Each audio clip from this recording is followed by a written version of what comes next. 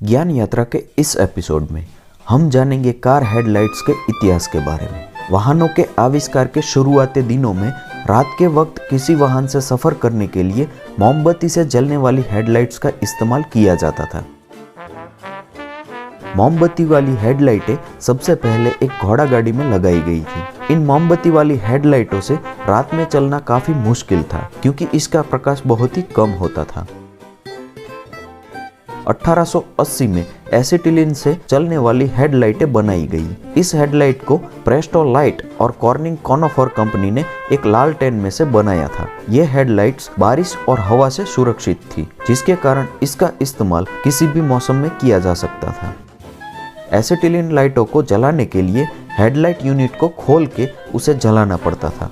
बाद में इन दोनों कंपनियों ने कार के अंदर ही एक ऐसा स्विच लगाया जिसकी मदद से इन लाइटों को बिना खोले ही कार के अंदर से जलाया जा सकता था। जैसे जैसे ज़्यादा स्पीड वाली कारें बाजार में आती गई, वैसे वैसे रात में उन्हें चलाने के लिए और तेज रोशनी वाली लाइटों की ज़रूरत पड़ने लगी। एक सर्वे के अनुसार उस समय 25% कार एक्सीडेंट रात के वक्त होते थे।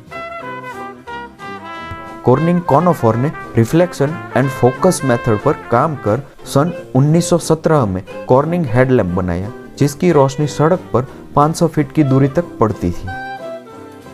फोर्ड की मॉडल टी कार में सबसे पहले आगे के लिए एसिटिलीन लाइट और पीछे के लिए मोमबत्ती वाली लाइटों का इस्तेमाल किया गया था।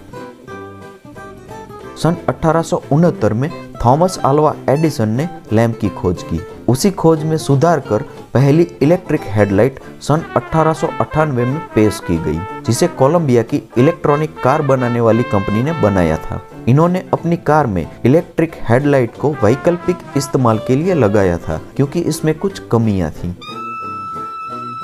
इस हेडलाइट यूनिट के अंदर लैंप लगाया जाता जो एक चमकते फिलामेंट से रोशनी देता था। इस चमकते फिलामेंट की लाइफ बहुत ही कम थी और कार के आगे के हिस्से में इस लैंप को लगाने के कारण उस पर मौसम का भी असर पड़ता था। इलेक्ट्रिक लैंप की सबसे बड़ी समस्या करंट की थी, जिसे इसको चालू किया जाए। कार का डायनेमो इतना पावर जनरेट नहीं करता था जिससे ये चालू हो सके। इन कमियों के चलते कारों में अभी भी एसिटिलीन हेडलाइट्स ही ज्यादा लगाई जाती थी। सन 1912 में जनरल मोटर्स के कैडिलैक डिवीजन ने कारों के लिए डेल्को इलेक्ट्रिक इग्निशन और लाइट सिस्टम को पेश किया। इसमें एक ऐसा डायनेमो लगा था जो मौजूदा इलेक्ट्रिक लैंप को चालू करने के लिए पर्याप्त करंट जनरेट करता था। जनरल मोटर्स ने पहला आधुनिक ऑटोमोटिव इलेक्ट्रिक सिस्टम बनाया जो पूरी कार के इलेक्ट्रिकल सिस्टम को संभालता था। उसी बीच रात के वक्त आगे चल रही कारों को देखने में परेशानी के कारण 1908 में बर्मिंघम फर्म नाम की कंपनी ने पहली टेल लाइट का डिजाइन बनाया, जिसमें साइड इंडिकेटर्स भी शामिल थे। सन 1940 में आधुनिक सील बीम हेडलाइट्स तकनीक कारों में इस्तेमाल होने लगी।